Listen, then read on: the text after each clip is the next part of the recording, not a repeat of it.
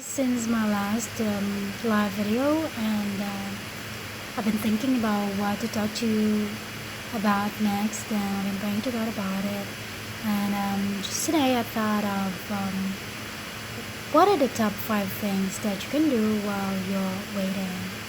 And I thought for me, number one, it's like basically how to make the best of your time while you're single. To me, number one will be to get involved in your church. Find out what your skills are. If you're good at communicating, interacting with people, maybe you'll be best suited in the welcome committee. Or if you have talents in music, if you're musically inclined, maybe you'd like to join the music ministry. Or you love children, you don't have to have a teaching background, but if you do love being around children, then maybe you might want to check with the children's ministry. I know that they're always looking for teachers in the children's ministry, and I think most churches are, if not all. And in fact, we just left Shreveport, and my church there was asking if I'm interested in teaching. I'm like, okay, it's too late, we left already, so that's how bad the need is. And hospitality. Last night we just visited a friend, and I cooked a dish for her because she just had a surgery. And I realized, hey, that's something that I used to do in Dubai with my church. They would, if somebody could just give birth, if somebody fell ill, they'll send out an announcement asking the congregation if there's someone who's willing to cook a dish for them, for the family, so they don't have to order food and all that. So that's one ministry that I was really passionate about, visiting sick and all that, like cooking for families. So, if you're into cooking, maybe if you're not even a good cook, but you can learn, that's a good way to learn. Number 2 would be travel. Of course, for somebody who's very passionate about traveling. And you don't even have to travel overseas, a journey of 1,000 miles begins with a single step. So just visit the next city, next to you, or the town that you've never visited before. Or if you live in the southern part of your country, maybe it's time for you to go up north, or you go to the west or to the east, just visit a different part of your country, because it's a really good way of really educating yourself, and then learning more about your own people, learning more about different dishes. It's so fun to travel. You get to meet new people. You learn a lot from those people that you meet and interact with. And the way I traveled internationally is I started with the contiguous countries, or the ones that are close to Dubai, where I was based at before. So I traveled to Jordan, I traveled to Israel, I traveled to Oman. Of course, I'm been in Malaysia. When I go to the Philippines, then I would pass by Singapore, or Thailand, or Laos, or Cambodia. So, and you know what I did? I always traveled during the month of my birthday. So that was in June. So the year before, I would already plan, and I used to travel at least twice a year. So either in June, and then I'll go in December. Or even if it's a month gap, I would do that. As long I don't take all my 2 weeks of vacation days. I mean, all 4 weeks of my vacation days together. I would divide them so that I can see more places that way. And honestly, it's really liberating, and there's so much you can learn by traveling. And you realize that there's so much that you didn't know about a certain country. Even if you read a lot about them, it's incomparable when you actually set foot on the places that you only read about. And even when I went to Jerusalem, it was like the best. I sat where Jesus sat, I walked where Jesus walked. Maybe sat where Jesus sat, but definitely walked where Jesus walked. And the third one for me will be educate yourself. That's one way of preparing. Read a lot. Maybe you can go back to school. I never made it to grad school. I haven't given up yet. So, but one way of educating myself, I always read, whether it's for marketing or social media or news. But I also read a lot of books when I was single. I tried to read one book every week, whether it's about marriage or about singleness, or of course in my walk with God and how to grow as a Christian. Because there's always so much you can learn. Of course, your Bible, you always have to read your Bible. As you can see, all my advices are always about the Bible and Christianity because I'm a Christian.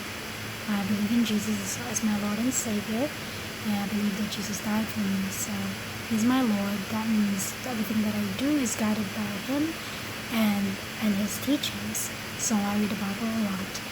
And the number four that I could think of is get involved with a couple. That's one really great way of learning.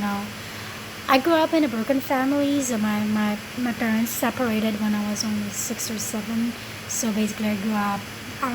They were present, but they were not really there the way a normal parent would be. So there wasn't a lot of guidance, and I grew up. Even when I became a Christian, I was always looking for couples to imitate, couples to look up to, couples who would model what true marriage is for me. And that's why, when I met this British couple, they were really an inspiration for me. I was so grateful that they opened their home to me and welcomed me and treated me like family. So I got a sneak preview of what their marriage was like, and they were like best friends. So, and that's exactly the kind of marriage that I've always wanted for me, and that's what my husband and I are enjoying right now. We're best friends, and no shouting and no yelling, no raised voices. We do have differences, and we've had differences in the 1.5 years that we've been married, but we've learned we're still working, and we will always learn from each other and from our mistakes. We're still working in our communication. And we realized that there's so much we could learn by learning to communicate better. And after reading so many books on marriage, I realized that there's nothing really that would prepare you. But by reading a lot, that already gives you a head start on marriage. What to look for, what to prepare for, what to expect, and what not to expect. So there's so much that I learned, and I recommended the 5 love languages, and that's still one of the best books that I've ever read on marriage. And not just on marriage, but even in relationships with our sister-brother relationship, or mother-daughter relationship, friends relationship. So yeah, and get to know a couple that are much older than you, maybe 20, 25 years older than you. I also met this Swedish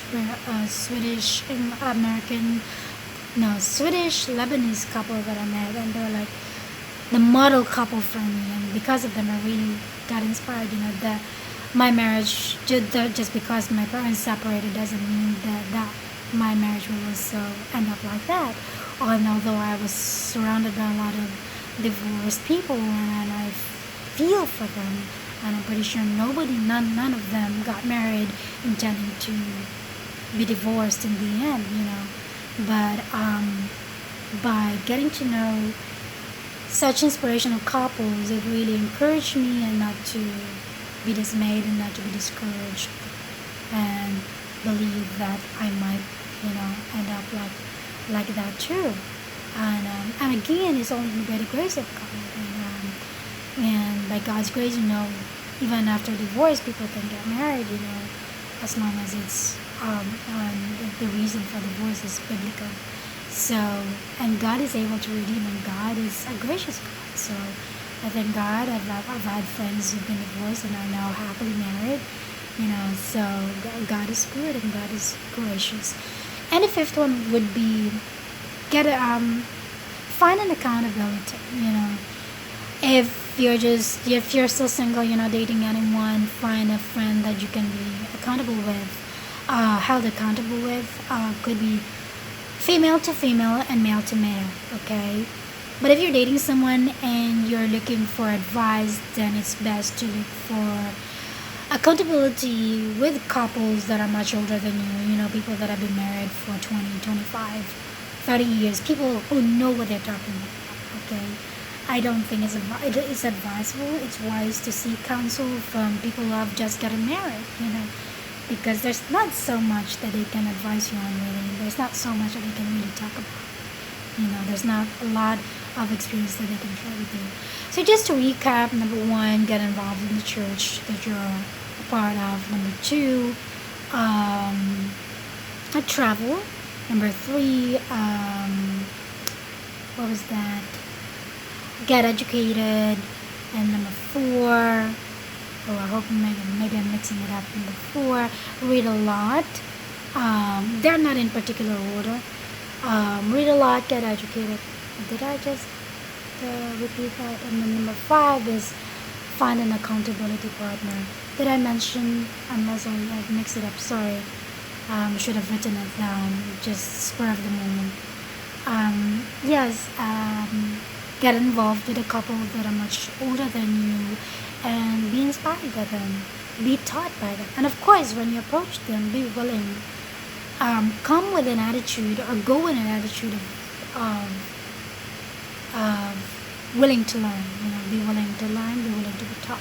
Because they will know it if you're not willing to be taught, if you're not willing to learn. So just tell them that you would like to learn more about marriage, and you would like to see an example of what marriage is.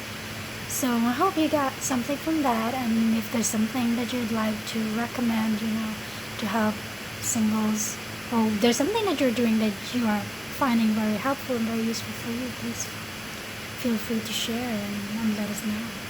Yes. And please don't forget to subscribe.